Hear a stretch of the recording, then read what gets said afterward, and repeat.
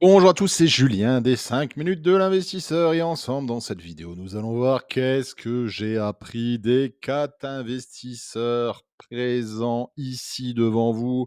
Charles Gave, Michel Burry, Peter Lynch et Warren Buffett. Vidéo sans blabla, c'est pas une vidéo putaclic. Allez, c'est parti. Le premier, on commence avec Charles Gave. Charles Gave, en fait, dans le passé, j'investissais beaucoup aux États-Unis. Charles Gave a sorti une phrase que j'ai vue il y a pas très longtemps, hein, c'est très, très intéressant. C'est: «Le futur de la finance ne sera pas horizontal, mais vertical». Que veut dire Charles Gave par là? C'est qu'actuellement, beaucoup d'entre vous investissent aux États-Unis, en Europe, en Chine un petit peu et beaucoup au Japon. Il y a beaucoup de personnes qui investissent au Japon. Dans quelques années, c'est fini tout ça. Le futur sera plus vertical avec la Russie pour les matériaux précieux, la Chine pour la partie technologique et l'Inde pour la population. Donc voilà, premier conseil de cette vidéo, regarde peut-être pour lorsque tu investis, avoir quelques compagnies présentes dans ces différents pays. Le deuxième, c'est Michael Burry du Big Short, très, très important. Michael Burry, c'est je vois beaucoup de monde vous paniquer lorsqu'il y a des crises. C'est dans les crises, on peut avoir de très grandes opportunités. C'est comme ça que Michael Burry est devenu riche en shortant le marché. Donc, s'il y a une crise, tu peux te faire de l'argent. Et en fait, en bourse, tu peux te faire de l'argent quand le marché va bien, quand il y a une crise. Il y a énormément de possibilités de se faire de l'argent. Donc, tu ne paniques pas, tu te formes et tout ira très bien. Le troisième, mon investisseur préféré, c'est Peter Lynch. Une de ses,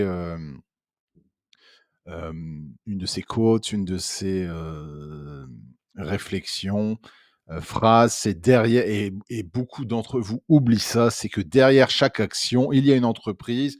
Il faut trouver ce que fait cette entreprise, il faut analyser son bilan financier et dès que tu fais ça, tu peux investir tranquillement. Tu peux regarder, bah, écoute, est-ce que cette entreprise garde de l'argent, perd de l'argent?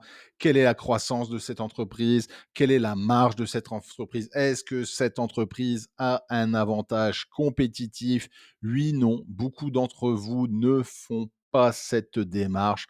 Donc moi, je te conseille d'apprendre à analyser et à regarder les bilans financiers de chaque entreprise.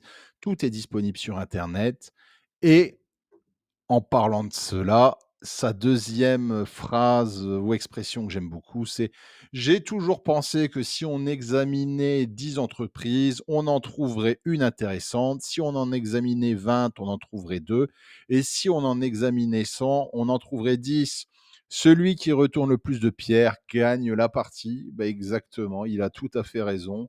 Moi, de mon côté, j'analyse énormément d'entreprises et par le biais de cette chaîne aussi, vous me donnez des idées sur certaines entreprises dans lesquelles investir. Je fais mon travail, je regarde tous les matins, tous les soirs des vidéos YouTube, souvent américaines ou même à l'international concernant l'investissement. Je regarde pas trop les françaises. Je suis désolé, j'ai pas grand-chose à apprendre des youtubeurs français. Hem, voilà, donc analysez les entreprises et plus vous analyserez d'entreprises, plus vous aurez de la chance de trouver des pépites. Le troisième, c'est mon ami Warren Buffett qui vient de prendre sa retraite dernièrement. 2 phrases que j'aime beaucoup de Warren Buffett, c'est: «N'investissez jamais dans une entreprise que vous ne comprenez pas». Hem, vous m'avez vu, ma dernière vidéo, c'était sur AstraZeneca. Je vous ai expliqué quel était le business d'AstraZeneca, quels étaient les produits. Essaie de faire la même chose quand tu achètes une entreprise. Essaie, ce que Peter Lynch aussi dit, essaie de résumer quelle est l'activité, de l'entreprise avec un coup de crayon. Si tu ne comprends pas le business de l'entreprise, si tu ne comprends pas ses produits, n'investis pas. Tu ne seras jamais si ça vaut le coup d'investir, tu ne seras jamais, hem, si tu dois vendre cette entreprise, si tu ne comprends pas son business. Donc moi, c'est ce que je fais. Si je ne comprends pas le business d'une entreprise, j'achète pas. Et la deuxième phrase, c'est: «Le prix, c'est ce que vous payez, la valeur, c'est ce que vous obtenez». Je vous prends en exemple Palantir. J'ai une position de Palantir dans mon portefeuille, aussi Tesla. J'ai eu Palantir à 7 dollars, j'ai eu Tesla à 19 $ de PRU, j'ai eu un Alphabet à 165 de PRU. Est-ce que j'achèterais ces mêmes actions au prix actuel? Non, j'achèterai pas Tesla à 420 $.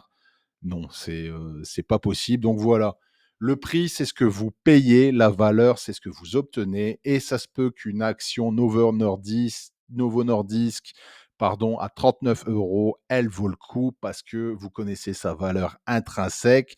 Si vous payez 100 € pour la même action ou la même entreprise, ça vaut peut-être pas le coup. N'oubliez jamais ça.